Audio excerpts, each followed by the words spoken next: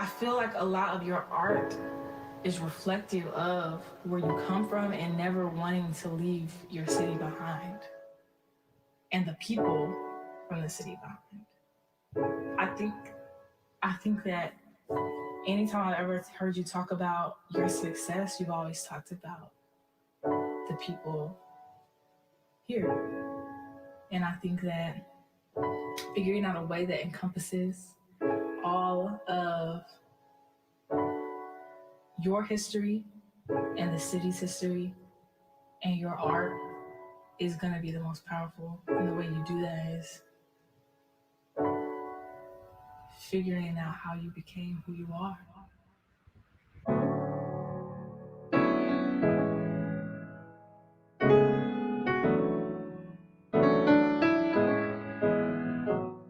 You have just been in a lot of different places. Like, when you think about your family and that's right, you think about where you went to school, you think about, you playing sports, you think about hip hop, you think about poetry,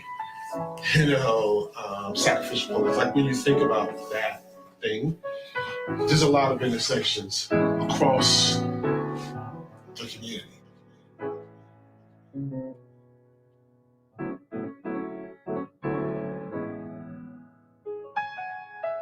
Man, this album is for me, man. It's for Durham, but it's also really just for me, man.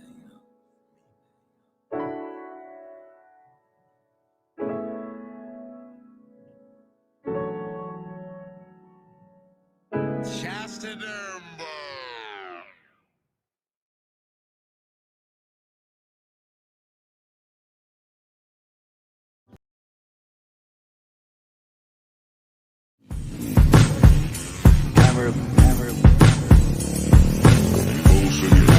Cornbread fed. I'm Bull City cornbread. It's the North Cat, baby, I'm a boss.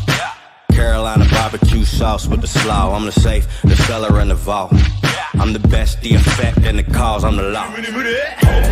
Booty booty, 야만은 너 뭐 무리 무리. 건조가 아르 야마자 큰 래프 트랙 뭐 우리 쓰기. 그리 그리, 올해 너 나마가 특이 특이. Couldn't feel north, this was Chatham County though. Almost went to Northwood. Four-wheelers, dope dealers, slow living in church folk. RC colas and cars, hogs and dirt roads. The pain used to burn slow, but never let the hurt show. Alright, come on. Beep, beep. She is super duper fly, deeper than a scuba dive, a demon who can move the sky. The angel with a halo and some boots and my snapback with a backpack, cause my rat pack don't need no suit and tie. If you try and bake, then I'm trying to get the cake. You try and capitalize, but I'm trying to cap the face. Switch pace if the fakes try hate. Snakes are shaped like the food that they ate. And rats can't shake off the dirt from the day. The derby don't wait if the herd in the way. It's harder to say that you learn from mistakes the minute that kitty cat purrs in your face like.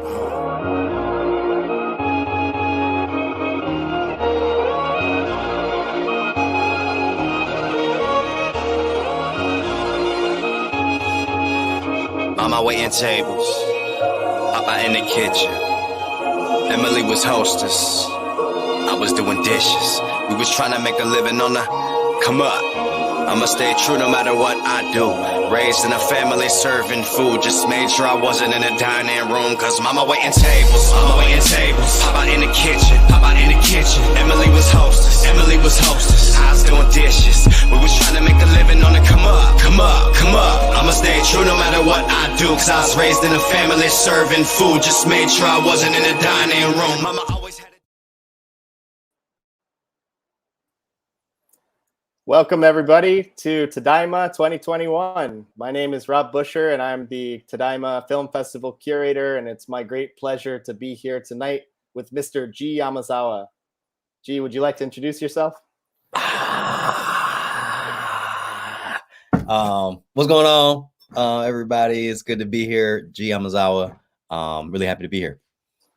Yeah, so basically the structure of this program this evening, myself and G are going to have a conversation for the next 40 minutes or so about his music, about growing up being Shin-Nisei in Durham, and the impact that that has had on his music, as well as the music videos that we've been featuring within the film festival. And then within the last 15 minutes or so, we're going to open it up to audience questions. So for those of you who are following along, please enter your comments and questions into the YouTube chat. So with that, G, thanks again for joining us tonight. I think, I've always been really captivated by the lyricism within your music. I remember the first time that I saw Dining Room, though, and I had heard some of your songs before I saw that video, and that was like, it just like hit me like, wow, like this is incredible, because I think for a lot of Japanese Americans, we're not used to seeing those kinds of stories about our community, and a lot of us have a history of restaurant and food service in our family backgrounds. But of course, at this point, being a yonsei myself, like fourth generation, we're starting to get farther removed from the immigrant experience. And, I was really taken with the kind of origin story that you put forth in that particular video. But just your music in general, I think, has been an exploration of that, as you mentioned in the Durham versus Everybody intro video. So maybe you could kind of start us off a little bit by telling us kind of what it was like growing up in Durham. It was chill, man. It was in so many ways you feel normal. Well, in many ways I had a fairly normal childhood. It's funny, man, because I try to answer this question differently every time if I can somehow.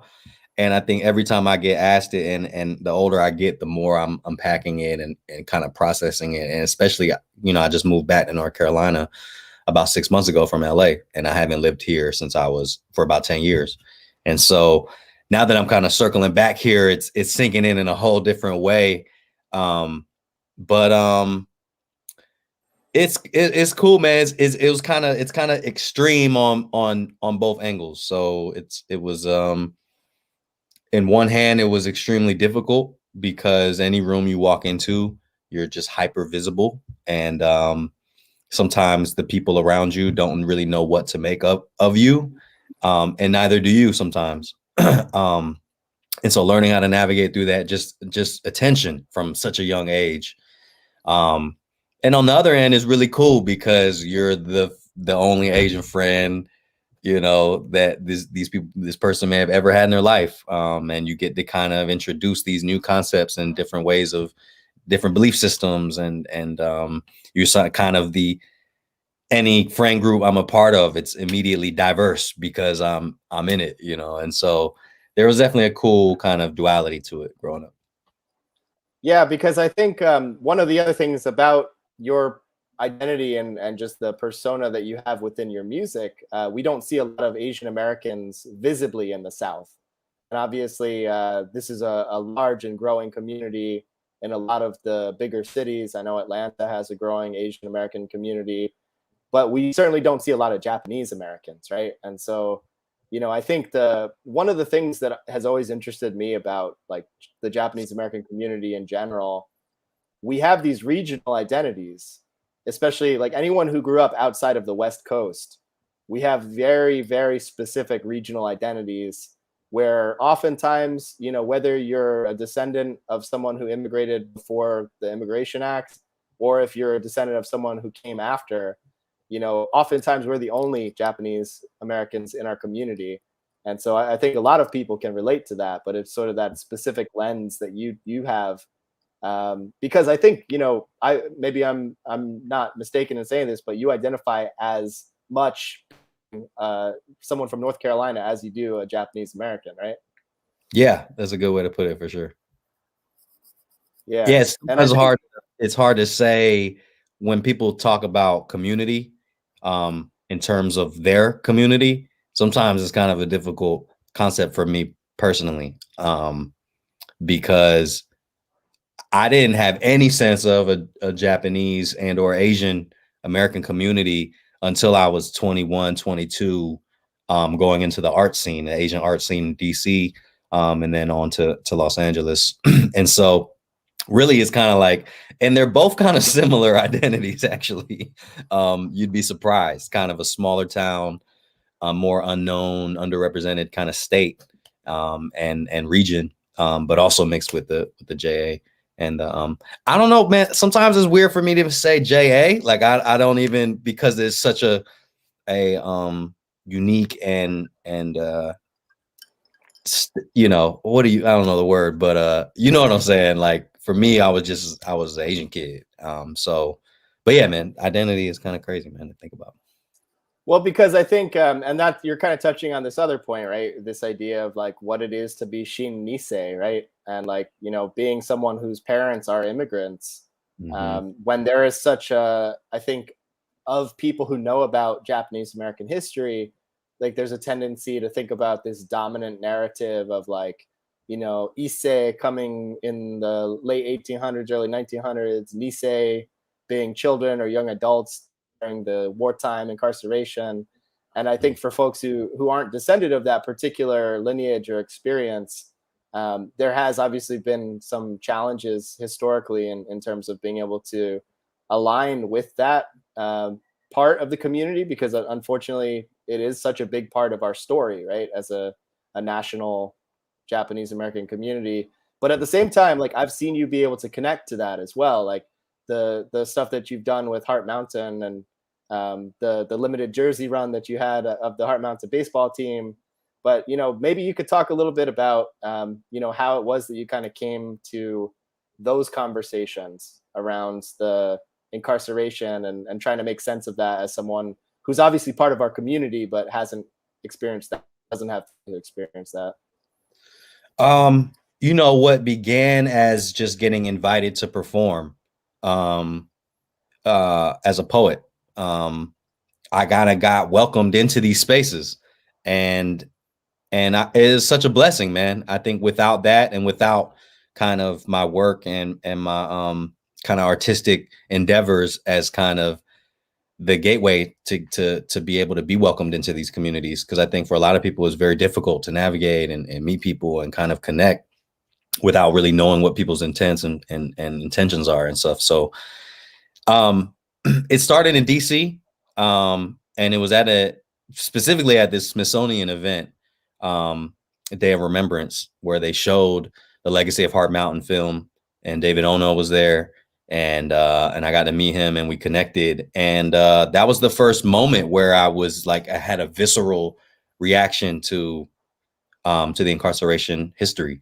And it had never really, like I took a minority studies class in high school, and I remember it being this paragraph, like this literal paragraph, and me being like, kind of, but then that was really it, you know. And I think it just kind of was a catalyst for me kind of realizing, oh, this is actually inherently a part of my, what would you call it, identity. And it's something that I really want to learn more about and figure out ways in which my voice can kind of help aid in the overall, you know, awareness building and kind of community building. And so from there, I was invited to Heart Mountain, and did all kind of different programming and stuff like that. And that's where I kind of continue to learn and hear stories from folks who was born in camp and grew up in camp, and their children and their children's children. And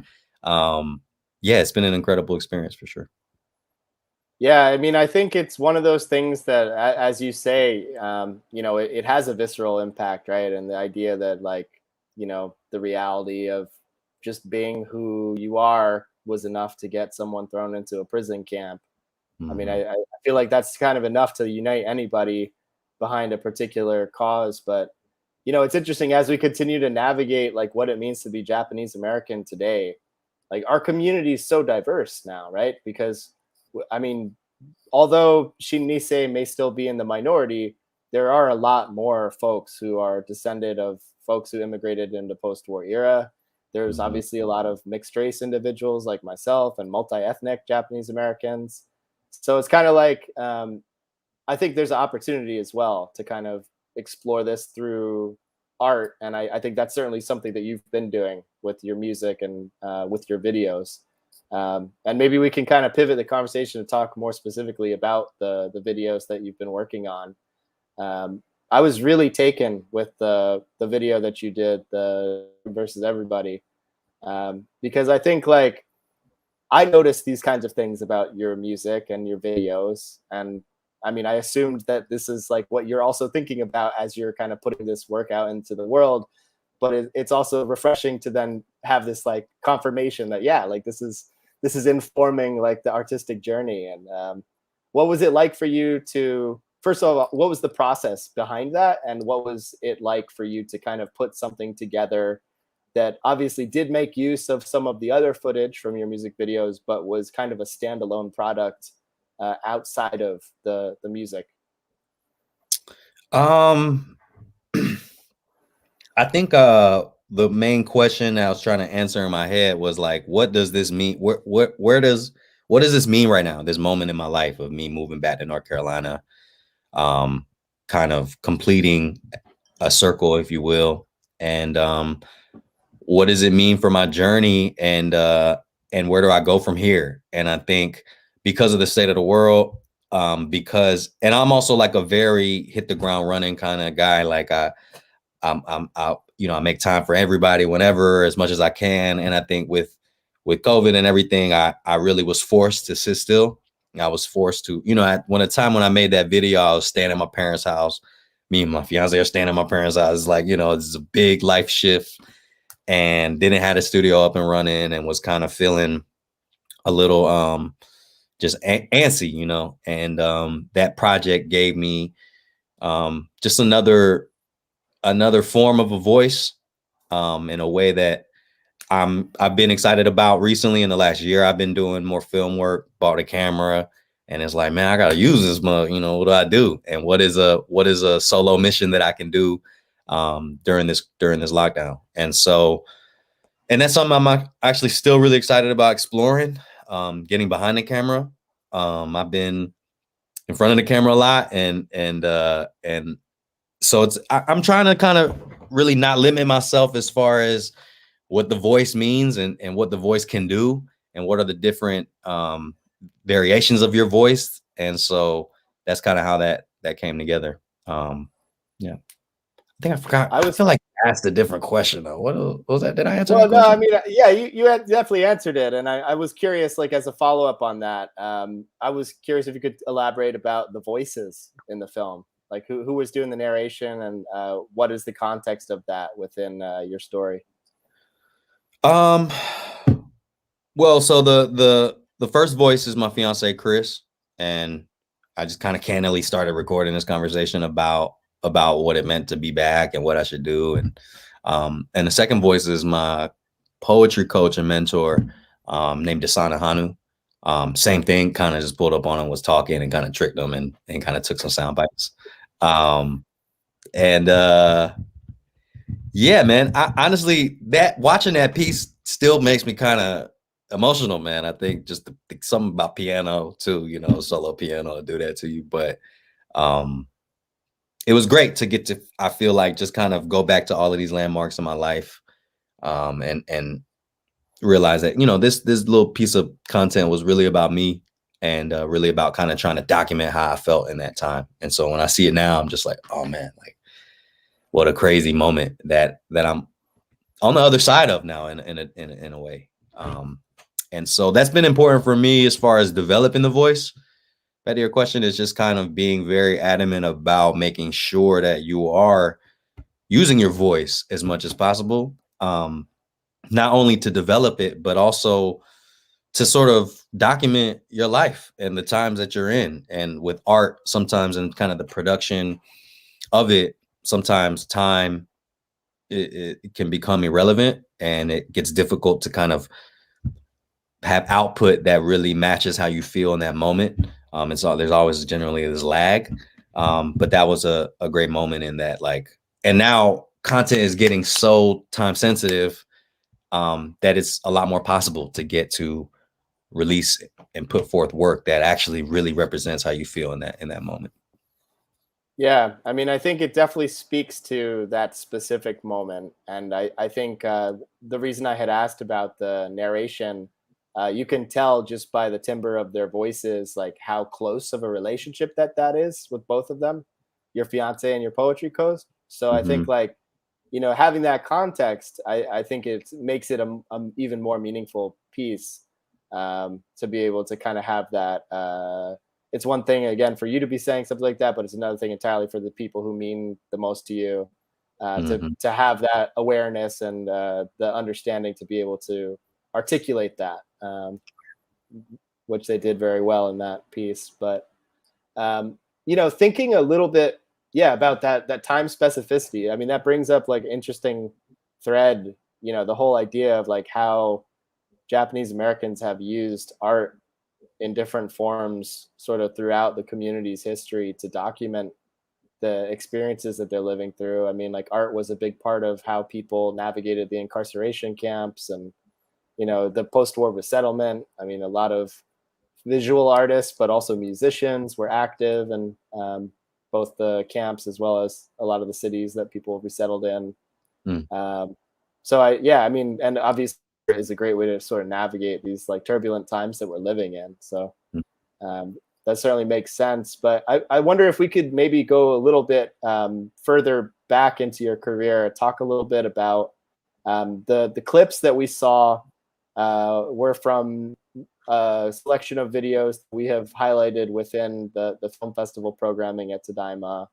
And basically, I chose these particular videos because I felt like to me at least, these were the most tangible exploration of identity that I could see visually.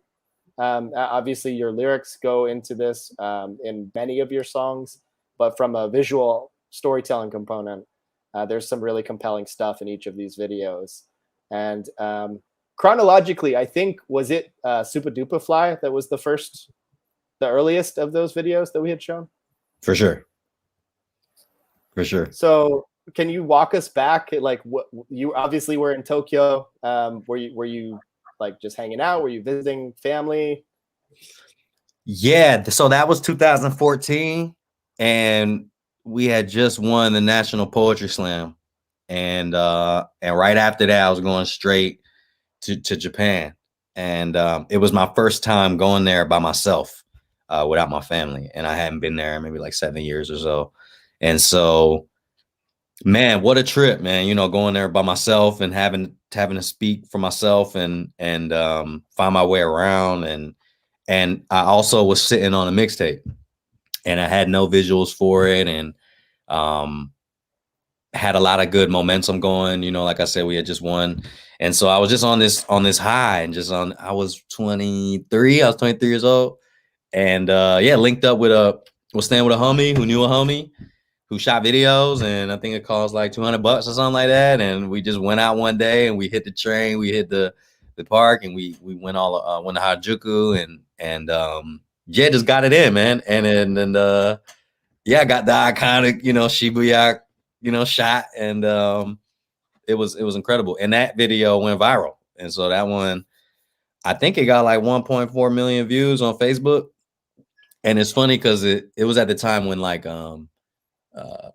the meme-ish video descriptions in the video on the top and bottom was like first starting to get really big. And I think the meme description was like Japanese American hip hop vibes or something super corny. But I guess it worked, and people were enjoying it. And so that was kind of a big milestone for me in my rap life as well too. One of my favorite shots from that video is actually, I think it might be in front of Meiji Jingu, and there's With like a bunch grandma. of bachans. Yeah, the Yeah, bachans are like hanging out and vibing to your music. And like, can you tell me a little bit about that? That seems like it wasn't staged. Were these just yeah, no, random? we were just there, and they thought I was really famous, and they were down with whatever. And very shortly after, the security dude walked up and was like, "Bro, y'all can't be doing that shit right here, like right at the front entrance." You know what I'm saying? At the park. But they were dope, man. I think they made the video for sure. Anybody seen that video is like, "Yo, the grandma's." Like, yeah, that was a special moment for sure. Well, then, and it was kind of funny because I remembered watching that, and then when we invited you out to the JACL National Convention that was here in Philly back in 2018, you performed at the Barnes Foundation. I don't know if you could see as far back as the whole crowd, but we had a lot of bachans and G-chans who were like bumping I like remember. to the back. I remember. I remember. That was what a special night. Yeah. Yo, something about old people like me, yo. Like I love it. Like old folks just fuck with me, man. So it's a blessing. Absolutely. I mean, it goes to say, you know, like, and I remember some of the commentary actually from our folks at the JACL thing.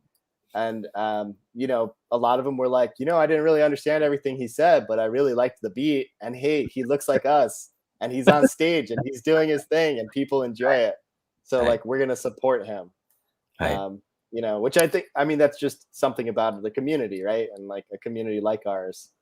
But yeah, so again, for me personally, I think Dining Room was really kind of where I started paying attention, because I saw that video. I don't even remember where or how, but it came to my attention, and it just struck me that it's like, at the time I was living in Chinatown, Philadelphia, and I was actually working in a Chinese restaurant, and I knew a lot of people in the community who had like these family run businesses that were second and even third generation restaurant families. So to be able to see something like that was specific to the Japanese American community, I thought was really powerful. And you know, that was your parents' restaurant that you shot in. So can you talk a little bit about what it was like to produce something that was that personal, that was, you know, very much, you know, autobiographic in the lyrics, but then also getting to utilize the space that you grew up in? It was a lot, man. It was so even before getting to the video, so that song was a part of a EP, and my first kind of real attempts at songwriting. Like, I have written songs and stuff, but this was a really serious effort that I was putting into wanting to make a record, and kind of really try to wiggle my way into some form of music industry, whatever that meant, and did a Kickstarter for it and had the homie produce the whole project. And mind you, this is also coming off of years of writing poetry about my Asian American experience. And so I had developed a strong voice as an Asian American at that particular time, but not quite as an MC quite yet. And I had also talked a bit about my experience growing up in a restaurant, but it wasn't until I heard that beat that I realized I hadn't really dug deep into what growing up in this restaurant really means for me, and how it really shaped who I am, both as an individual and also as an artist. And so it was my first time kind of really taking a poetic approach to music, and hearing a beat and wanting to make a record that really embodied the heart of what I was doing, which was poetry, but also make it dope. And, you know, and so it's funny. I mean, watching the video and hearing the music and hearing the like quality of the mix and things like that, and just like all I hear is mistakes, but I can see myself and hear myself working through kind of just the process.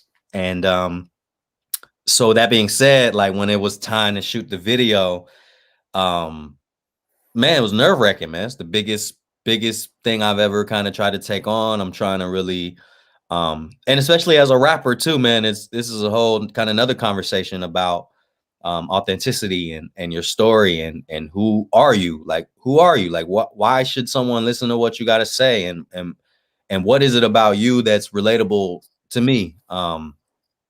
And what are the things that you care about, you know, and why do you care about these things? So these are all the questions I was trying to answer at the same time. And so yeah, man, I just kind of wanted to start getting to the nitty gritty of my story, and realizing that it really began with my parents. You know, I grew up, I was born in 1990. They had the restaurant.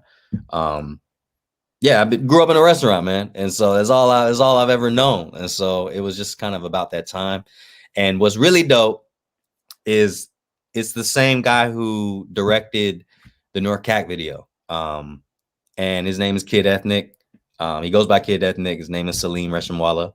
And he's actually a quarter Japanese, He's mixed with like all kind of stuff, and he actually lived in Kumamoto for a while and speaks Japanese. And so when we were working on the video, you know, he's talking to my parents, and my parents feel more comfortable, and it was this really rhythmic kind of synchronized effort. And so yeah, it was great. The worst part about the whole thing is just how long and disgusting my goatee is. Like, I'm just looking at it like, I can't believe I grew my goatee that long. Like, what was I thinking?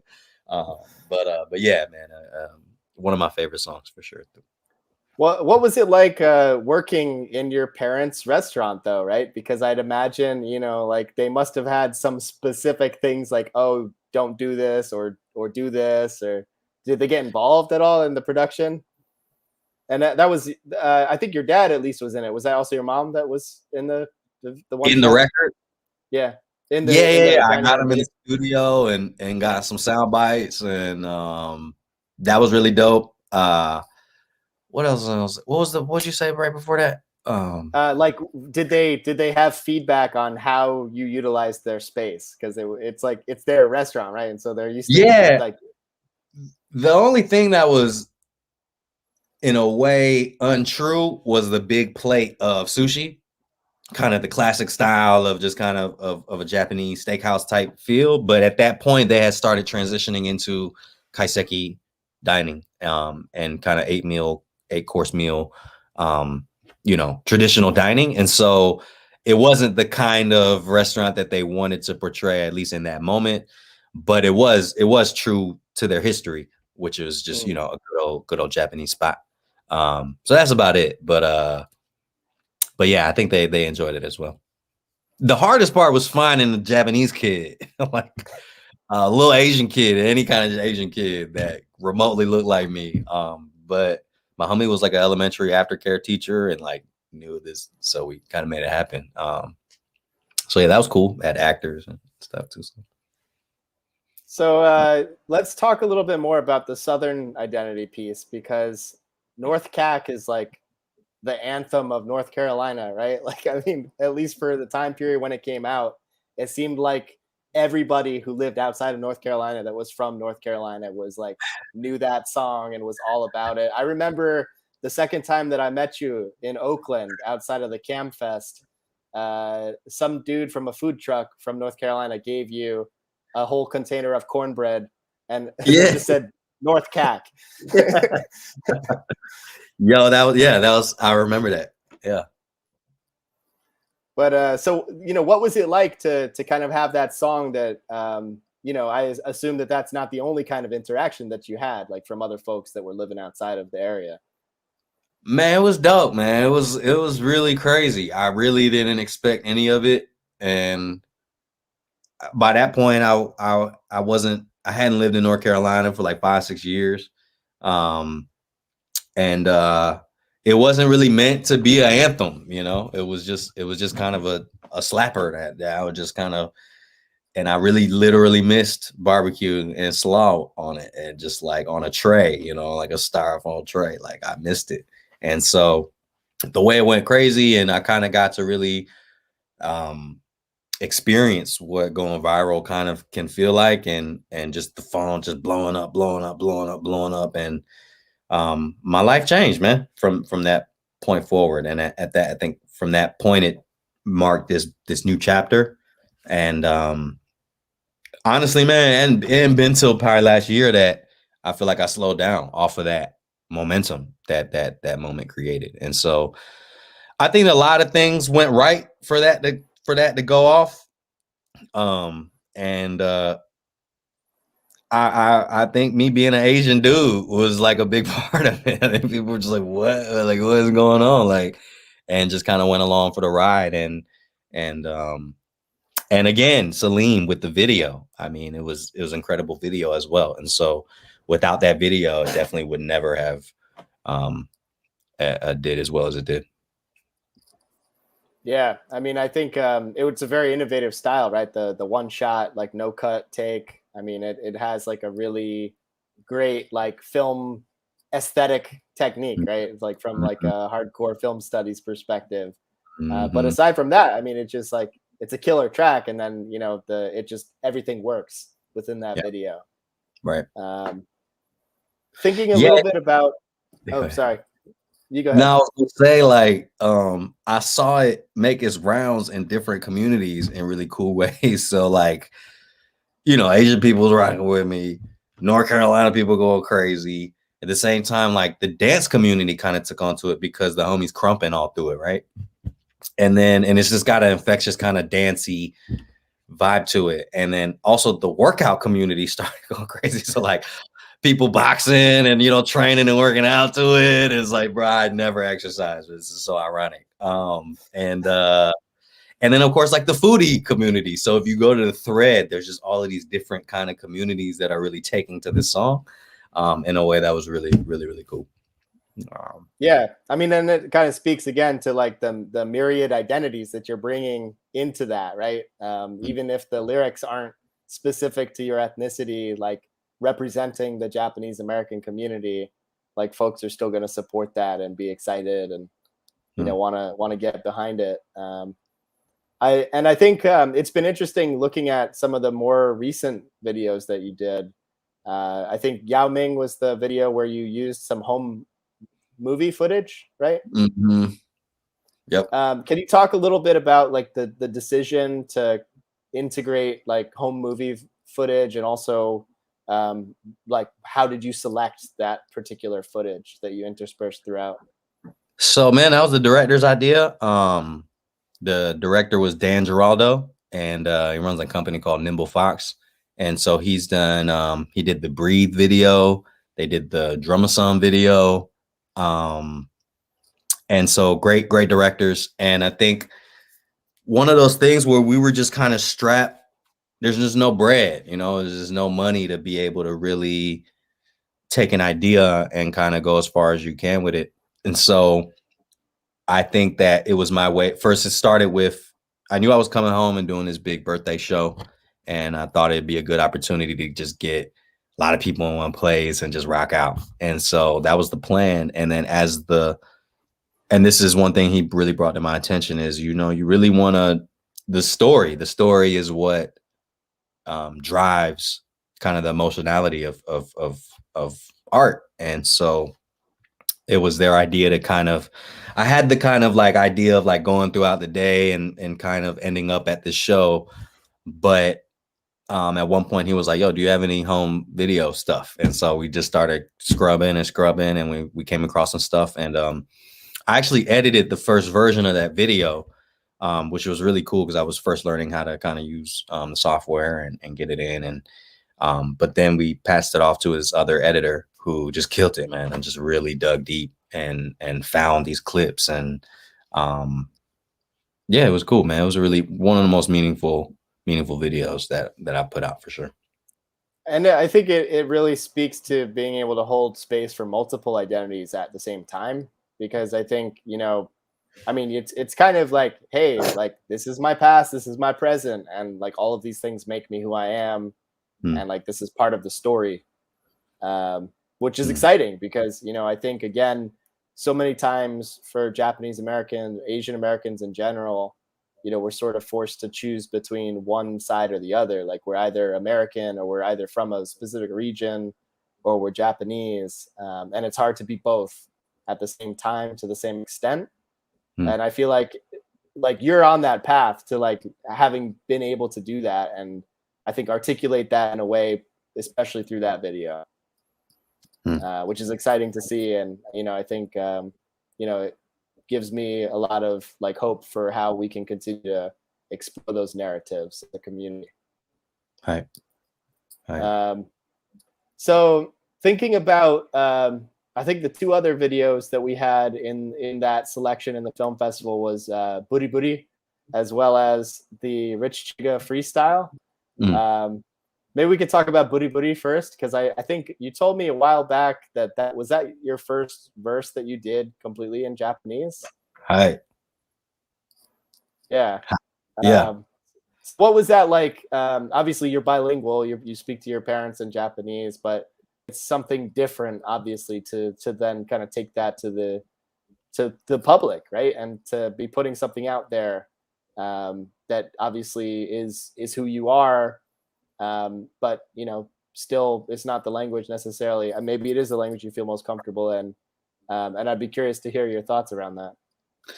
Man, so I was have been going back and forth to Japan a bunch leading up to writing that song. And so I really, man, I remember like walking through Japan after having been there for a little while, and I mean, kind of couple few trips in, and just like walking around like, yo, who am I? Like, well, like you really like, you're just like, who am I? And when you're thinking in different languages, you really feel it on a very metaphysical kind of level, where you're just kind of, and also Japanese culture and kind of the lifestyle is just very cerebral as well. So there's just like a lot of inner workings going on at the time. And so I just kind of naturally also just caught myself thinking in Japanese more, which was just like a cool thing to notice yourself doing.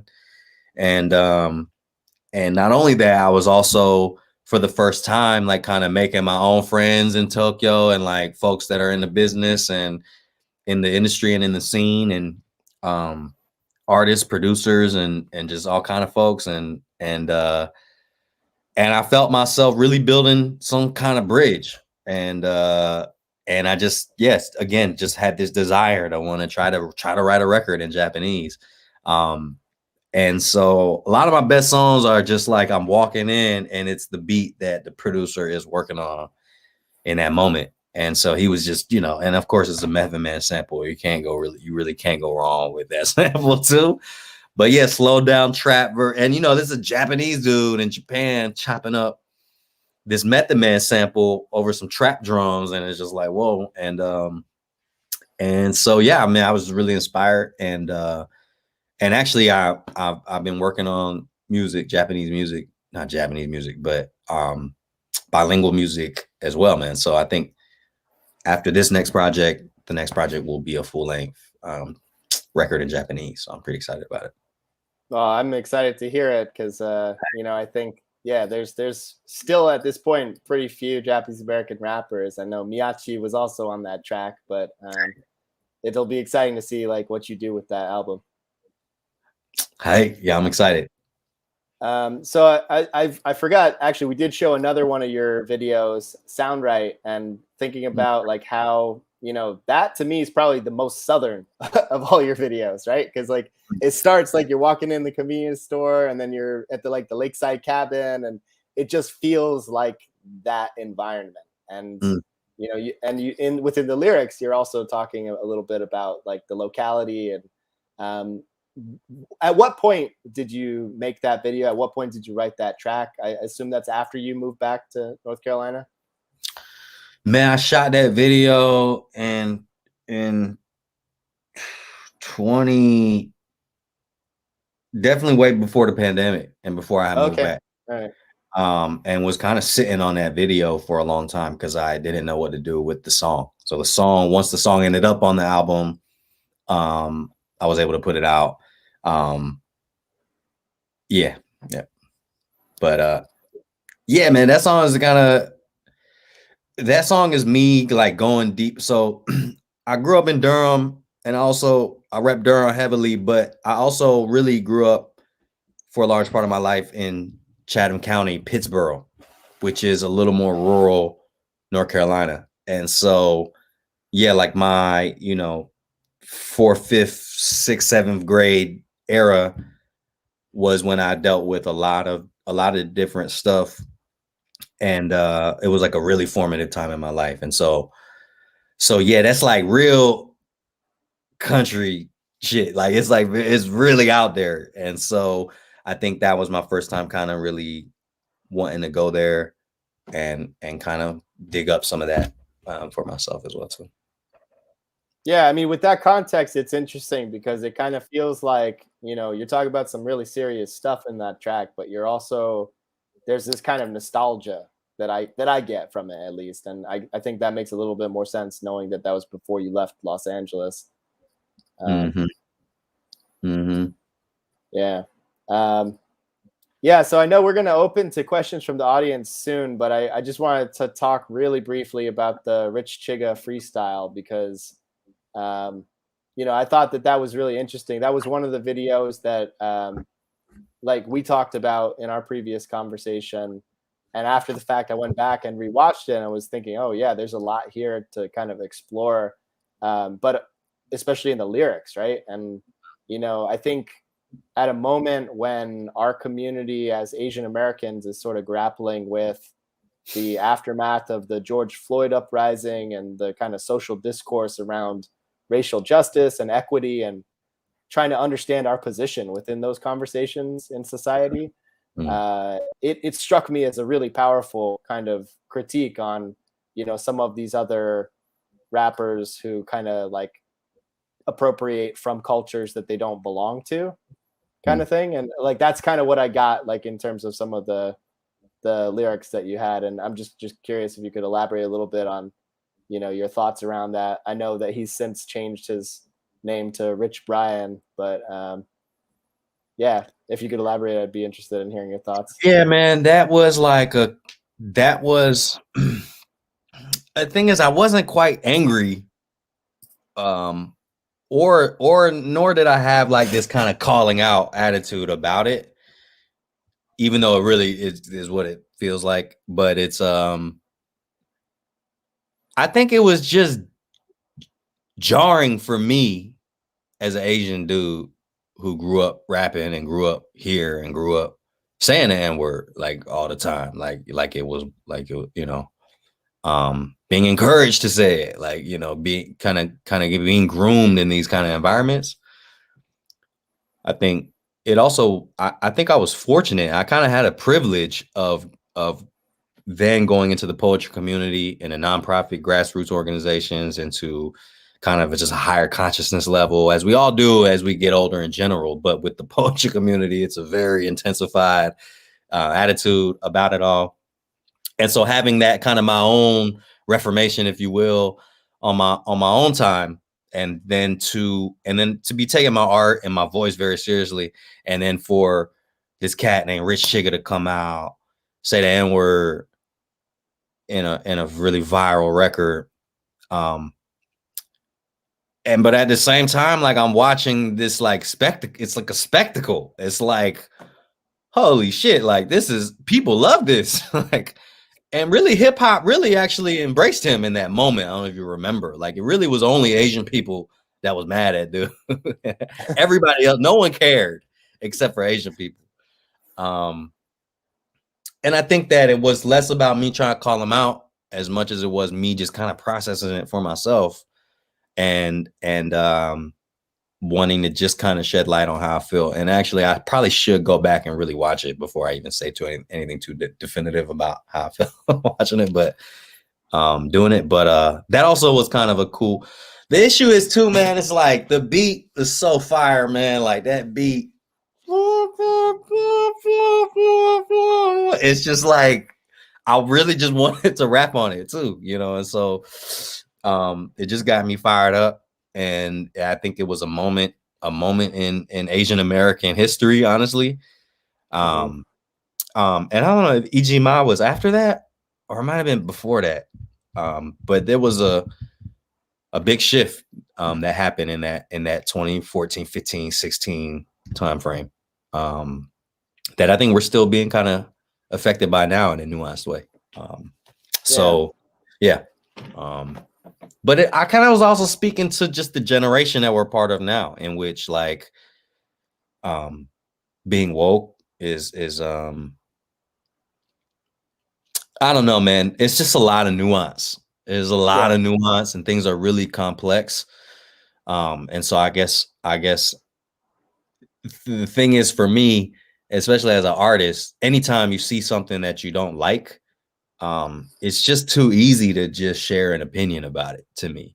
And so as an artist, the most sincere and serious way for me to respond and add input is to create and is to say something creatively that can touch on it. Yeah. Absolutely. And it makes a lot of sense. But I do want to save some time for these audience questions. We have one from Julie Abo who asks, what do you want people to take away from your work? Man, I love the "Are your parents cool?" like the second part is great. Like, are they supposed like, are your parents cool? They're cool shit. What do I want people to take away from my work? Just that I care, you know, that I care, and that I care about people, I care about the world, and I care about my relationship with my craft.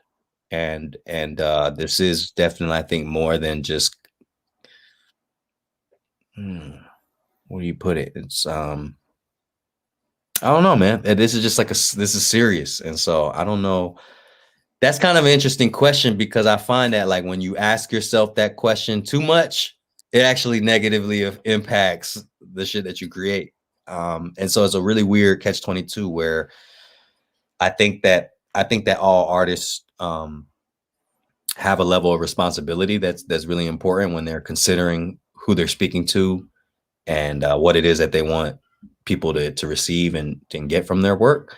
And at the same time, that can also be a hindrance to that exact same effort, where actually, if you just focus really deeply on what it is that you're most passionate about, and you try your best to really express that as honestly and vulnerably as possible, people will get something from it. And that I love all the really intangible ways that art affects us, and that we're affected by, and that what you can create can affect someone else as well. And it's just, there's no way you can ever quantify it, man. And I know that it works in mysterious ways. And so when anyone sends me a message and says that they were moved in any kind of way, it's just the most incredible thing to me, and it keeps me going. So I think, but to answer the question directly, I think I would just want people to feel happy to be living life, man, and to have a more deepening experience in their lives based off of hearing or seeing my work. Yeah. And I think to your point about, you know, not thinking too deeply into how folks are going to perceive something, I doubt you could have imagined that North Cac was going to be taking off in the foodie community, right? So Yeah, there's audiences out there that you can't even conceive when you're writing a track. Right, But, right. I guess it's different if you're like a children's book author, you know what I mean? It's like it's a little more restrictive. But yeah, that's why I love being an artist, man. You just the freedom and the liberties to express yourself. So absolutely. So I guess on that note, Shirley Omori asks, are your parents cool? Are they supportive of your career path? parents are cool as hell. Yeah, man, super cool. I was super fortunate to have parents that supported any artistic, creative, any kind of endeavor since I was a child. And also kind of really always urged me to take it very seriously. Like, if you're gonna do it, do it. And I think I learned a lot of direct lessons from them, but also, again, from the restaurant, I kind of watched them live their lives the way that they wanted to, and on their own terms, and kind of with less tools than I had to be able to convey their culture and who they are, and provide a service and provide an experience for people, and to take it seriously is something that I definitely is ingrained in me. And so, man, I'm thankful, because a lot of kids, a lot of young people are not supportive, or not supported by their folks in the creative realm. And so hopefully that's changing nowadays too as well. Yeah, I mean, I think, you know, culinary artists don't get enough credit for being the artists that they are. But the reality is, you know, creating something, even food, that makes somebody feel something. I mean, there's a real artistry to that. And then obviously, in the extreme amount of patience that it takes and the presentation that accompanies Japanese cuisine, yeah, absolutely. I mean, your parents are artists as well, so it makes sense that they would support your vision in working in a different medium. Right. Right. Um, So we've got another question from Julie Abo, who asks, can you tell us a little bit about your creative process? And I guess, take it as you will if you want to talk about the lyricism or the video production or both.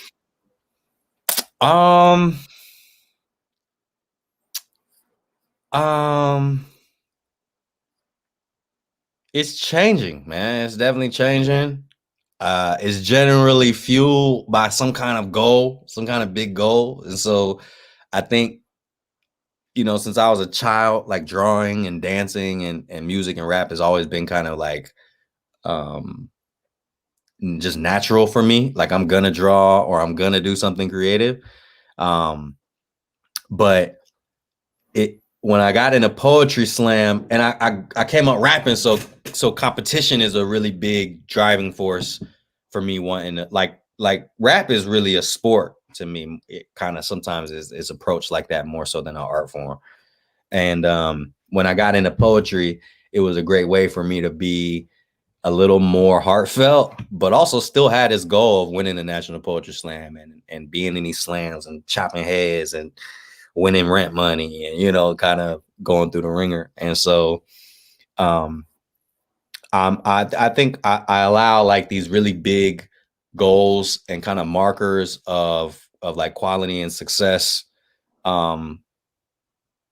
give me momentum to create the best work that I can to kind of fulfill that goal. And so I'm not sure if this is answering the question about the creative process, but how do you put it? I guess it's changing, man. It's really changing. I think COVID really messed it up. COVID made it good and bad in a few ways. And so the good part is that it just gave us time.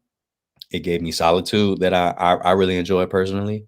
And it gave me a lot of just that inner world, allowed me to just go into my world and create.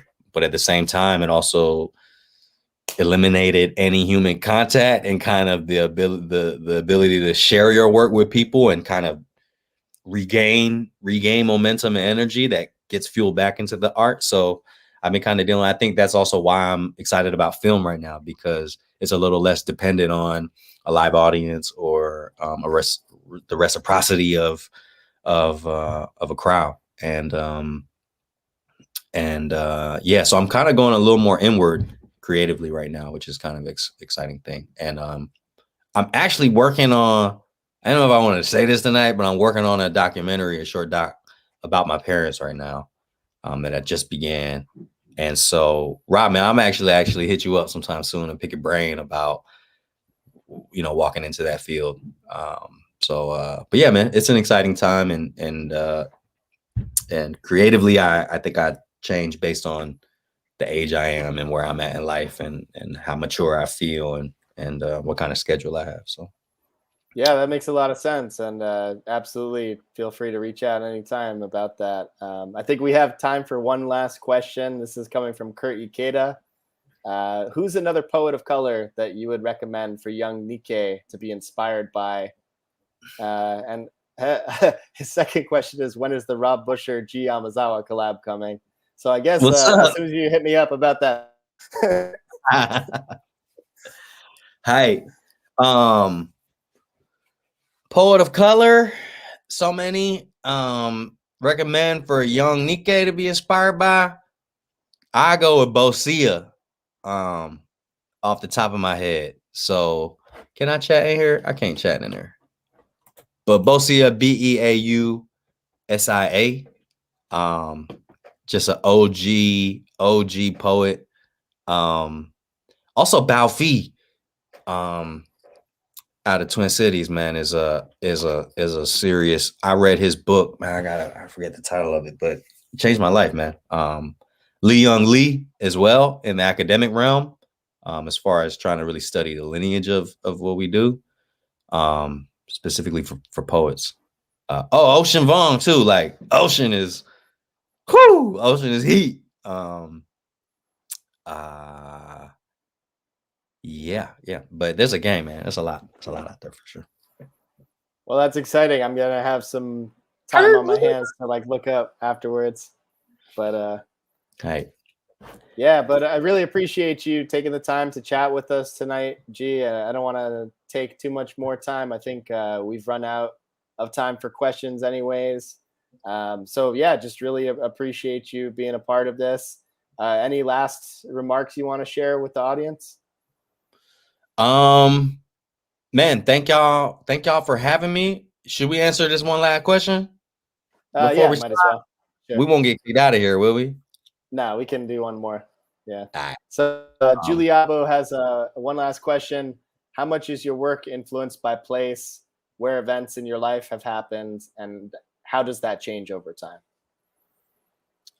A lot. I think my work is. I wonder if you mean by place like where I literally am in my life as I'm creating. I think is what I think is what or maybe even just I think a lot, man, a whole lot. Like, and I'm the other thing is it's hard to tell is like for all of my 20s, I was on the road.